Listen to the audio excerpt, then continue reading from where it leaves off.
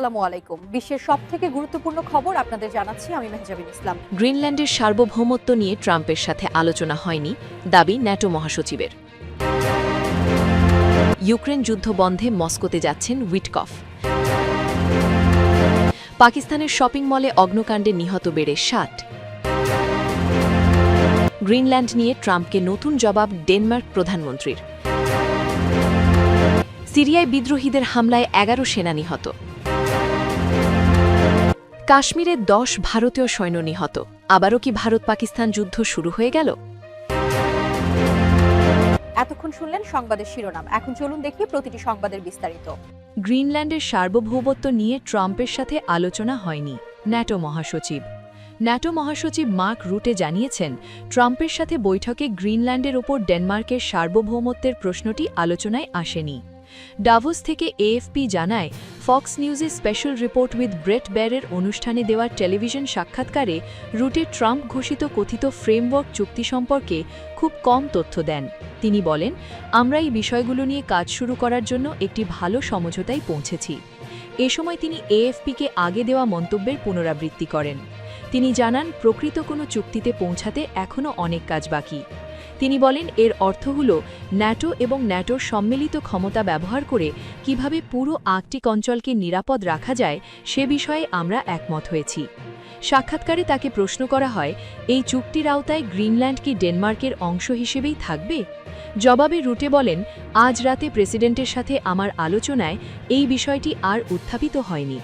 তিনি আরও বলেন, প্রেসিডেন্টের মূল মনোযোগ ছিল দ্রুত পরিবর্তনশীল পরিস্থিতি এবং চীন ও রাশিয়ার তৎপরতা বৃদ্ধির প্রেক্ষাপটে বিশাল আর্কটিক অঞ্চলকে কিভাবে সুরক্ষিত রাখা যায়। আমাদের আলোচনার কেন্দ্রবিন্দু ছিল এটি। ইউক্রেন যুদ্ধ বন্ধে মস্কোতে যাচ্ছেন উইটকফ। ইউক্রেন যুদ্ধের অবসানে আলোচনা এগিয়ে নিতে মস্কোতে যাবেন বলে জানিয়েছেন মার্কিন যুক্তরাষ্ট্রের রাষ্ট্রদূত স্টিভ উইটকফ। বৃহস্পতিবার ২২ জানুয়ারি দোভাসে ওয়ার্ল্ড ইকোনমিক ফোরামে বক্তব্য দেওয়ার সময় তিনি এই কথা জানান। তিনি বলেছেন, আলোচনা এগিয়ে নিতে অগ্রগতি অনেক দূর এসেছে। যদি উভয় পক্ষ একমত হয় তাহলে যুদ্ধবন্ধের সমাধানের পথে যেতে পারি। মার্কিন রাষ্ট্রদূত বলেন, ইউক্রেনে একটি শুল্কমুক্ত অঞ্চল তৈরি করা দেশের অর্থনীতির জন্য গেম চেঞ্জিং হবে। এদিকে ক্রেমলিন জানিয়েছে, তারা ইউক্রেনের যুদ্ধ শেষ করার জন্য উইটকফের যৌন প্রচেষ্টার প্রশংসা করেছে। তবে চুক্তিটি সম্পন্ন হওয়ার ব্যাপারে তার ঘোষিত আশাবাদ সম্পর্কে কোনো মন্তব্য করেনি। মার্কিন প্রেসিডেন্ট ডোনাল্ড ট্রাম্পের জামাতা উইটকফ এবং জ্যারেড কুশনার মস্কোতে রাশিয়ার প্রেসিডেন্ট ভ্লাদিমির পুতিনের সাথে দেখা করতে যাচ্ছেন। ক্রেমলিন জানিয়েছে, আলোচনার বিষয়ে তারা পরে একটি ব্রিফিং দেবে। পাকিস্তানের শপিং মলে অগ্নিকাণ্ডে নিহত বেড়ে ৬০। পাকিস্তানের করাচির গুল প্লাজার শপিং মলে অগ্নিকাণ্ডে নিহতের সংখ্যা বেড়ে ৬০ জনে দাঁড়িয়েছে। কাতার ভিত্তিক সংবাদ সংস্থা আল জাজিরার প্রতিবেদনে বলা হয়, বুধবার ২১ জানুয়ারি ঘটনাস্থল থেকে বের করে আনা হয় আরও বহু মরদেহ। পুড়ে যাওয়া একটি দোকান থেকেই উদ্ধার করা হয় ৩০টিরও মতো মরদেহ। দোকানটি ক্রোকারি পণ্যের দোকান ছিল বলে জানা গেছে। ধারণা করা হচ্ছে, এখনও প্রায় অর্ধশত মরদেহ ধ্বংসস্তূপের ভেতরে রয়েছে। এর আগে শনিবার ১৭ জানুয়ারি রাতে করাচির জিন্না রোডের গুল প্লাজা নামক শপিং মলে অগ্নিকাণ্ডের ঘটনা ঘটে। দ্রুতই তা ছড়িয়ে পড়ে পুরো ভবনে।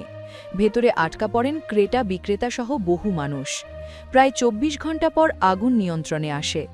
অভিযোগ ওঠে, অগ্নিকাণ্ডের পর দ্রুত ব্যবস্থা না নেওয়ার কারণেই পরিস্থিতি ভয়াবহ রূপ নেয়। এদিকে প্রাথমিক তদন্তে জানানো হয়, বৈদ্যুতিক গোলযোগ থেকে আগুনের সূত্রপাত হয়েছে। গ্রিনল্যান্ড নিয়ে ট্রাম্পকে নতুন জবাব ডেনমার্ক প্রধানমন্ত্রীর। গ্রিনল্যান্ডের মালিকানা পেতে অবিলম্বে কথাবার্তা শুরু করতে তাগিদ দিয়েছেন মার্কিন প্রেসিডেন্ট ডোনাল্ড ট্রাম্প। বুধবার সুইজারল্যান্ডের ডাভোসে বিশ্ব অর্থনৈতিক ফোরামের ভাষণে এই তাগিদ দেন ট্রাম্প।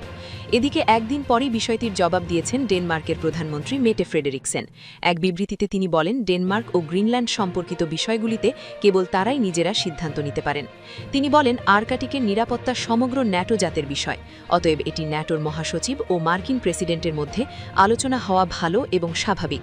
ডেনমার্ক দীর্ঘদিন ধরে ন্যাটোর জন্য আর্কটিকের সাথে এর সম্পৃক্ততা বৃদ্ধির জন্য কাজ করে আসছে। তিনি বলেন, গ্রিনল্যান্ডের সরকার ও ন্যাটোর সাথে নিয়মিত আলোচনা করছেন তিনি। তার ভাষায়, ডেনমার্ক রাজ্যের অবস্থান সম্পর্কে ন্যাটো সম্পূর্ণভাবে অবগত। আমরা রাজনৈতিক সবকিছু নিয়েই আলোচনা করতে পারি, নিরাপত্তা, বিনিয়োগ, অর্থনীতি, কিন্তু আমরা আমাদের সার্বভৌমত্ব নিয়ে আলোচনা করতে পারি না। মেটে ফ্রেডেরিকসেন বলেন, অবশ্যই ডেনমার্ক ও গ্রিনল্যান্ড সম্পর্কিত বিষয়গুলিতে কেবল ডেনমার্ক ও গ্রিনল্যান্ডই সিদ্ধান্ত নিতে পারেন। তিনি আরও বলেন, ডেনমার্ক তার মিত্রদের সাথে একটি গঠনমূলক সংলাপে অংশগ্রহণ করতে চায়, সেখানে আমরা কিভাবে আর্কটিকের নিরাপত্তা জোরদার করতে পারি সেই সম্পর্কে আলোচনা হতে পারে, তবে শর্ত থাকে যে এটি আমাদের আঞ্চলিক অখণ্ডতার প্রতি শ্রদ্ধা রেখে। এদিকে ডেনমার্কের স্বায়ত্তশাসিত অঞ্চল গ্রিনল্যান্ড দখলে এতদিন সব পথ খোলা রেখেছিলেন প্রেসিডেন্ট ডোনাল্ড ট্রাম্প। ডেনমার্কের সাথে আলোচনা, গ্রিনল্যান্ডবাসীকে অর্থের প্রলোভন এবং সামরিক শক্তি প্রয়োগের মতো অপশন হাতে ছিল তার। তবে বুধবার ডাভোসে দেওয়া ভাষণে ট্রাম্প বলেছেন তিনি দ্বীপটি পেতে বল প্রয়োগ করতে চান না। যদিও ট্রাম্প দাবি করেছেন তার দেশ ও বৈশ্বিক নিরাপত্তা নিশ্চিত করতে গ্রিনল্যান্ডকে ইউএসের নিয়ন্ত্রণে আনতেই হবে, তবে তিনি বলেন সেই লক্ষ্য পূরণে বল প্রয়োগের প্রয়োজন হবে না। মার্কিন প্রেসিডেন্টের ভাষায়, আমি যদি অতিরিক্ত শক্তি ও বল প্রয়োগের সিদ্ধান্ত না নিই তাহলে সম্ভবত আমরা কিছুই পাব না, কিন্তু বল প্রয়োগ করলে আমরা কিন্তু অপ্রতিরোধ্য হব। এরপরই তিনি বলেন, কিন্তু আমি তা করব না। গ্রিনল্যান্ড সম্পর্কে যে বড় সিদ্ধান্ত জানিয়ে দিয়েছেন তা বোঝাতে কিছু সময় পরই ট্রাম্প বলেন, সম্ভবত এটাই আমার দেওয়া সবচেয়ে বড় বক্তব্য। মানুষ ভাবছিল আমি বল প্রয়োগ করব, আমাকে বল প্রয়োগ করতে হবে না, আমি বল প্রয়োগ করব না।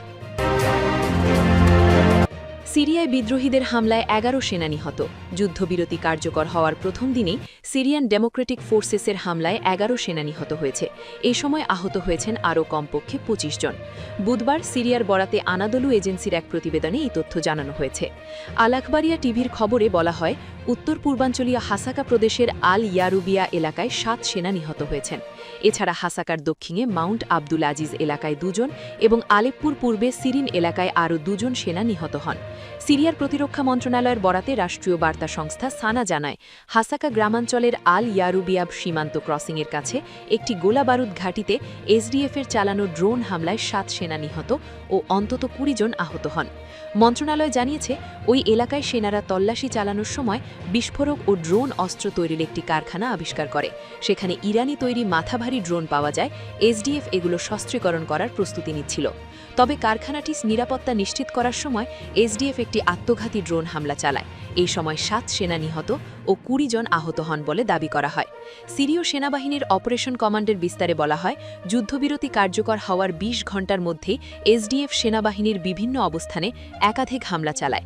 এইসব হামলার মধ্যে ছিল আলিপ্পুর পূর্বে সিরিন শহরের কাছে ড্রোন হামলা, আল আলিয়ার শস্যগুদাম এবং আলিপ্পুর পূর্বাঞ্চলের খারাব আশিক গ্রামে আর্টিলারি হামলা। এতে অন্তত ২ সেনা নিহত এবং বেশ কিছুজন আহত হন। বিবৃতিতে বলা হয়, হাসাকা প্রদেশের মাউন্ট আব্দুল আজিজের দক্ষিণে এসডিএফ ৩টি সাঁজোয়া যন্ত্র এবং বেশ কিছু সামরিক গাড়ি নিয়ে হামলা চালায়। মধ্যরাতের পর ২ ঘণ্টারও বেশি সময় ধরে চলা সংঘর্ষে আরও ২ সেনা নিহত হন এবং একটি সেনা ট্যাঙ্ক ধ্বংস হয়। এছাড়া সিরিনের কাছে সামরিক যান লক্ষ্য করে আত্মঘাতী ড্রোন হামলায় একটি যান সম্পূর্ণ ধ্বংস এবং অন্যটি পুড়ে যায় বলে জানায় সেনাবাহিনী। কাশ্মীরে ১০ ভারতীয় সৈন্য নিহত। আবারও কি ভারত পাকিস্তান যুদ্ধ শুরু হয়ে গেল? ভারত নিয়ন্ত্রিত জম্মু কাশ্মীরের দোদা জেলায় দেশটির সেনাবাহিনীর একটি গাড়ি নিয়ন্ত্রণ হারিয়ে গিরিখাতে পড়ে অন্তত ১০ সৈন্য নিহত হয়েছেন। এই দুর্ঘটনায় আহত হয়েছেন আরও কমপক্ষে ১০ জন। বৃহস্পতিবার দেশটির সংবাদ মাধ্যম এনডিটিভির এক প্রতিবেদনে এই তথ্য জানানো হয়েছে। এতে বলা হয়েছে, দোদা জেলায় সেনাবাহিনীর একটি গাড়ি সড়ক থেকে ছিটকে গিরিখাতে পড়ে গেছে। এতে সেনাবাহিনীর ১০ সদস্য নিহত ও ১০ জন আহত হয়েছেন। স্থানীয় কর্মকর্তারা বলেছেন, সেনাবাহিনীর সদস্যরা বুলেট প্রুফ ক্যাসপির গাড়িতে করে দোদা জেলায় এক অভিযানে যাচ্ছিলেন। সেখানে যাওয়ার পথে ভাদেরওয়া চাম্বা আন্তরাজ্য সড়কের খান্নি এলাকায় রাস্তা থেকে ছিটকে গাড়িতে গিরিখাতে পড়ে গেছে। সামাজিক যোগাযোগ মাধ্যম এক্সে দেওয়া এক পোস্টে জম্মু কাশ্মীরের লেফটেন্যান্ট গভর্নর মনোজ সিনহা বলেছেন, দোদায় এক মার্মিক সড়ক দুর্ঘটনায় ভারতীয় সেনাবাহিনীর ১০ জওয়ানের প্রাণহানির ঘটনায় আমি গভীরভাবে শোকাহত। আমাদের বাহাদুর সেনাদের অসামান্য সেবা ও সর্বোচ্চ আত্মত্যাগ আমরা সব সময় স্মরণে রাখব। শোক সন্তপ্ত পরিবারের প্রতি আমার গভীর সমবেদনা। তিনি বলেন, এই গভীর শোকের মুহূর্তে পুরো জাতি শোক সন্তপ্ত পরিবারগুলির প্রতি সংহতি ও সমর্থন জানায়। আহত ১০ সৈন্যকে বিমানে করে হাসপাতালে নিয়ে যাওয়া হয়েছে। কাশ্মীরের লেফটেন্যান্ট গভর্নর বলেন, আহতদের সর্বোচ্চ চিকিৎসা নিশ্চিত করতে তিনি ঊর্ধ্বতন কর্মকর্তাদের প্রয়োজনীয় নির্দেশ দিয়েছেন।